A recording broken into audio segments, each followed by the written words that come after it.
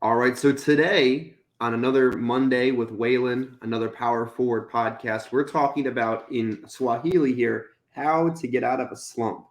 I was thinking, what do we talk about today? What would be relevant to the agent? What would be something somebody would click on and say, I'm in a slump?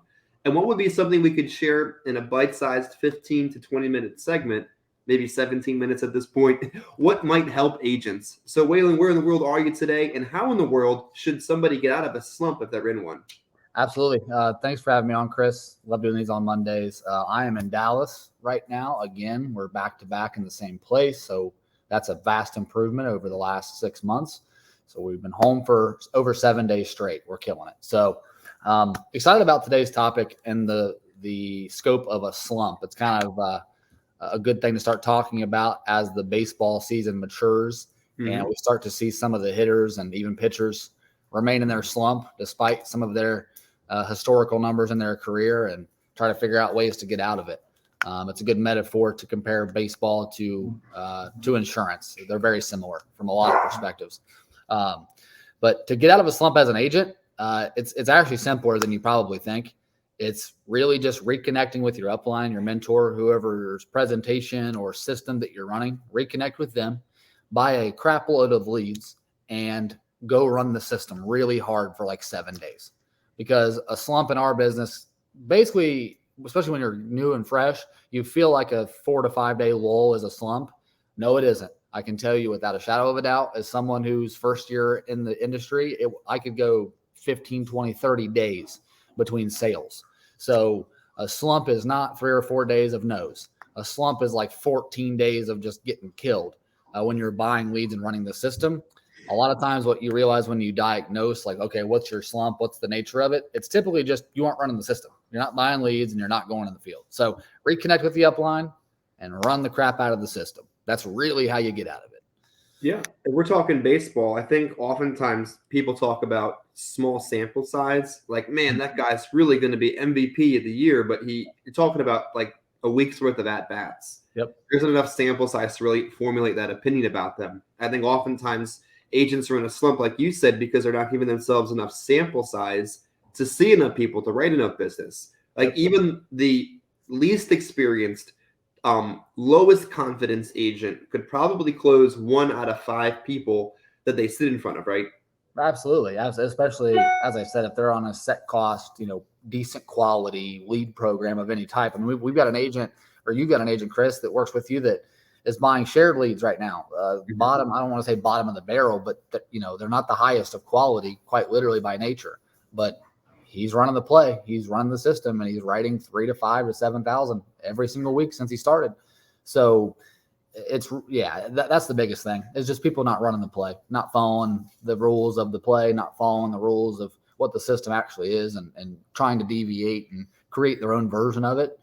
That's cool, but a lot of guys that win MVP in baseball, they all swing pretty much the same. There's little nuances to their swing or little nuances to their game. There might just be people that are more athletic than others or more powerful than others. But at the end of the day, it's all pretty much the same stuff. Yeah, it's just got to see enough people to write enough business for the rest to work itself out. You're probably not even giving yourself the chance. That's why this kind of self-creating slump is taking place. Yep. What could be some contributing factors that might actually cause a slump? Could it be not enough leads, not enough carriers? I feel like when people are struggling, they want to contract with even more companies instead of buy more leads. Like, what's to be legitimate contributing factors to a slump? Yeah, absolutely. Listen, I mean, I'm not a therapist. I'm not a couch therapist, so don't quote me as such. But the number one thing, truthfully, is at home problems, issues, uncertainty, and no schedule. Like, you can't do this business very well or at a very high level if you don't have the home life at least somewhat like scheduled out.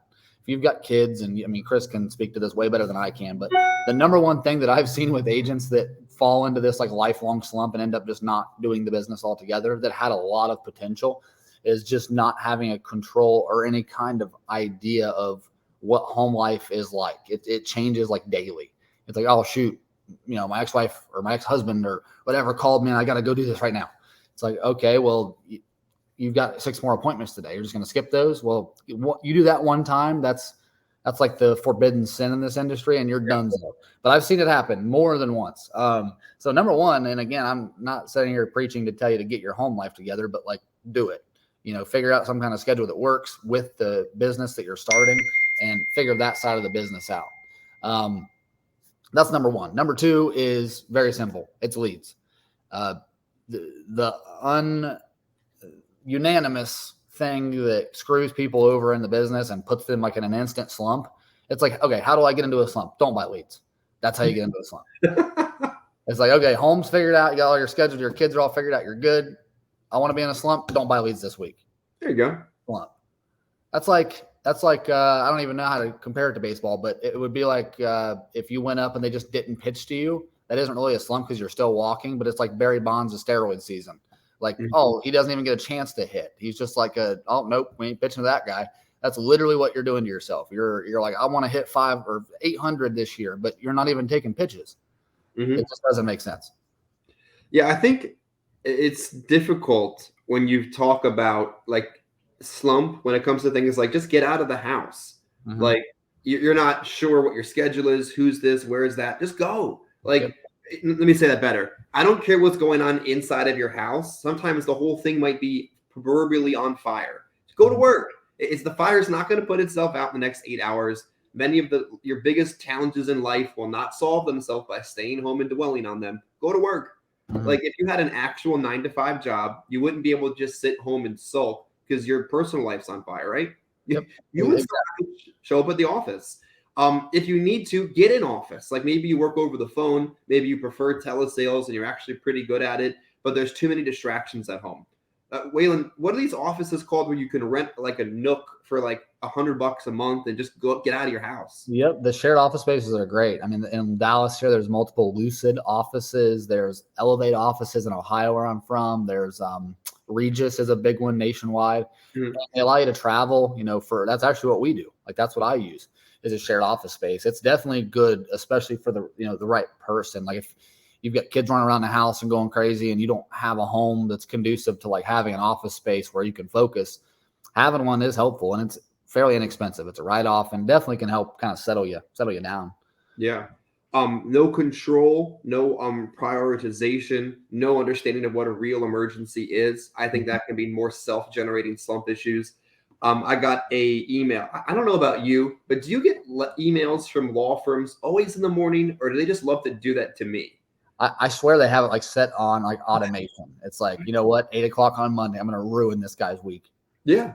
I got one of those on Tuesday, and it'd be like the perfect opportunity to say absolute F today and be like home, and then still nothing that can be done about it. Like the legal system moves at the speed of a dead sloth. Yep. But those kind of distractions would really give you the opportunity to slow down and do nothing, but understanding what a real priority is and what one isn't. Like I think a lot of agents look for reasons to be out of the field and don't know what a real emergency is. Absolutely. And it just comes down to learning and teaching yourself and building up that muscle of creating a schedule and sticking to it. It's like, if I'm scheduled to be in the field from 9 to 7 today, I'm going to be in the field from 9 to 7 today. Even if I get 4 yeses in my first 4 appointments, I'm going to be there till 7 on that day because there's going to be a day where I can't be there from 9 to 7 or I can't go out at all. And I'm going to be really thankful that I made a sale at 6:30 on a door knock, that next week where I'm just at the park with my kids. It's like the philosophy of there's no tomorrow. Like you may not have tomorrow to be able to do this. I remember the first 2 years thinking to myself, if I get in a car accident, I can't go in the field, then I can't go in the field. I can't make any money. So I have to be in the field. Like you might not have tomorrow. Like there might actually be a real emergency that takes place tomorrow that you're justifiably out of the field. So take full advantage of today, wouldn't you say? Absolutely. You have to. I mean, again, that's the power of a schedule and just knowing like, okay, this is what I've got today. I can't plan tomorrow, next week, next month until I get through today and actually follow through on today. Because we can make all the plans we want. Like, oh, I'm going to do this quarter. Well, you can't even do what you're supposed to do today. You're definitely not going to get what you want this quarter if you can't even do what you're supposed to do today.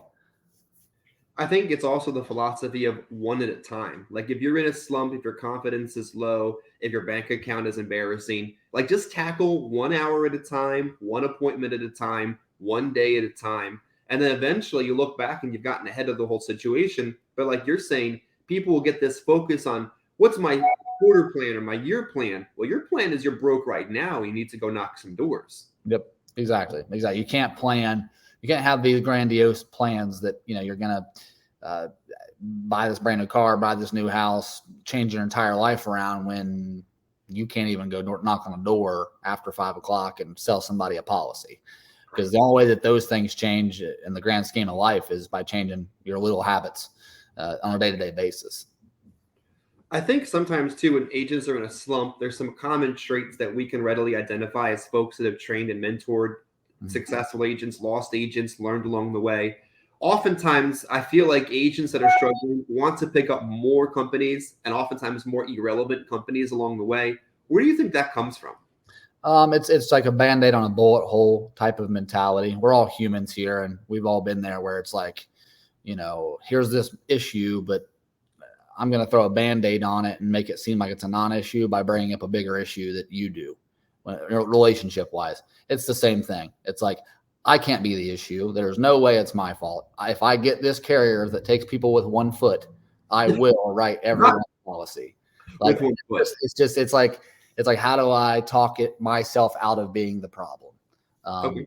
How do I throw a Band-Aid on this issue?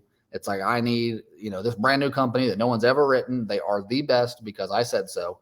Mm-hmm. And if I get them, there is no doubt in my mind, everyone's going to buy from me now because I've got this new company. Not the case. It's understandable. I understand why people do it. I understand that it makes it easier it's easier pill to swallow to say it's because you don't have a company rather than I suck and I need to get better. But typically at the end of the day, it's the companies are fairly irrelevant. They matter to a very minute extent. Yeah, I think another one is I need to get a different lead type. It's the lead's fault. I need digital leads. I need direct mail. I need old ones. I need new ones. I need veteran ones. I need ones that call me, ones that call you, ones that have already been pre-sold. I need different leads. That's probably why I'm in a slump because you're selling me the leads that don't work. Yeah. No, I mean, listen, there's no perfect lead out there. There's no, like, this is the greatest lead of all time. That lasts about 6 weeks for any good agent. They get a good batch of leads, and it's happened a million times. We get a lead on a lead order. We start dropping mail. They get their first batch of leads. They sell like 8 policies, and they're like, these are the greatest things I've ever had. And by week 6, they've had 2 weeks where they sold 3 policies, and they like basically broke even. And they're like, these aren't the greatest leads I've ever had anymore. What'd you change? Like, nothing. It's the same people. It's the same card. Nothing's different. Same people printing the stuff. Same people mailing the stuff. Same old people filling the cards out. Nothing's different. The only thing that could be different is maybe your presentation needs tightened up, or maybe just you got a bad batch of leads of people that just didn't want to buy insurance and for whatever reason. So keep doing what you're doing is pretty much the answer. Okay, the next one that commonly contributes to or creates or continues a slump is blaming others. It's probably my upline's fault. They didn't answer that one time on a Tuesday afternoon. They didn't train me on something. They didn't go over this one random nuanced scenario with me. My comp's 2.5% lower than it should be. It's my upline's fault. I want to blame them for my slump. Yeah, and I mean, I'll be gentle with this one, despite me never really being gentle. There are some people that are put in an upline situation where they shouldn't be. I do believe that in the industry. So there are times where I will say, like, hey, you can. I don't want to say blame them, but they are the root cause of having no clue what you're doing. Like, I don't have an iPad. How do I access an e-application? How do I spell my name? Like, that's not that's not really your fault if you don't even know how to get that stuff done. But if you're in the field, you're comfortable giving a presentation, your upline has talked to you on multiple occasions or taking you in the field, it's kind of on you at that point. We're 1099 for a reason. Your upline isn't W-2ing you in an independent broker sense.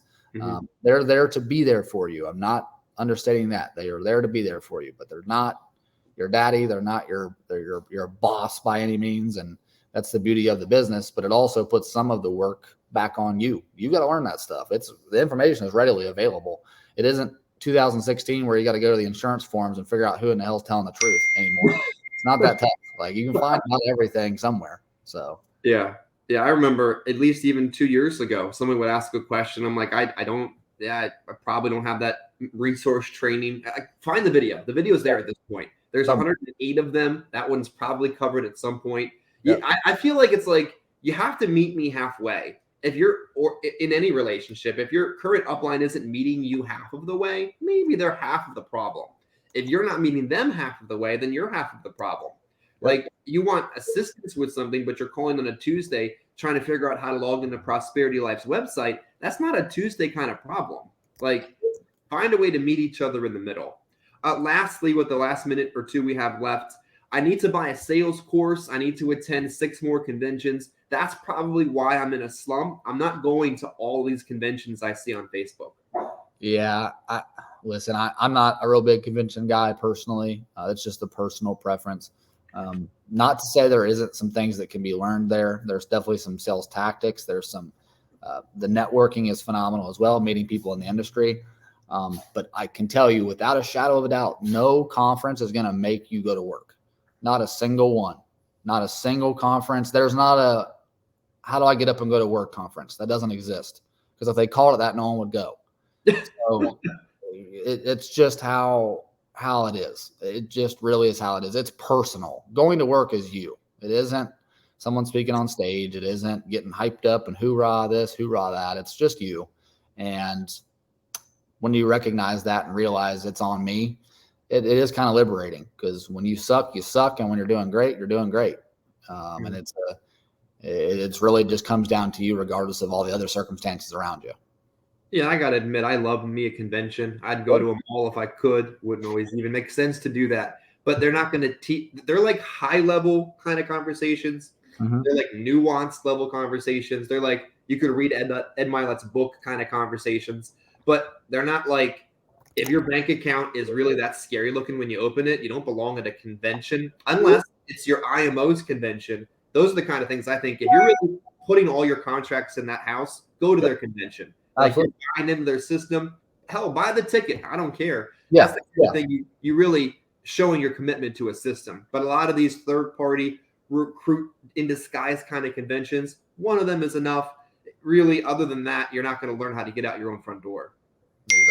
Exactly right. And I definitely agree with that. I mean, if your IMO, FMO has a convention and you're bought in there, go, seriously go. Yeah. On that note, if you're in a slump, it's probably partly your fault. Buy leads, get out the door. Don't give up on yourself, and recognize it. It doesn't matter how good you are. You can still close 1 out of 5 people. It doesn't matter what carriers you have. If you have a carrier and you have a person with a bank account and a need for insurance, you can close them. And if you don't have anyone there to help you, give us a call, watch a video. We're here to provide any help we can to help you be successful, just like we are in the industry. Waylon, thanks for helping me today. Thanks for watching. Like, comment, and subscribe. Don't be that dude that's watching and not subscribed. It doesn't help the algorithm at YouTube at all. Alrighty, let's get the rest of the Monday off and running.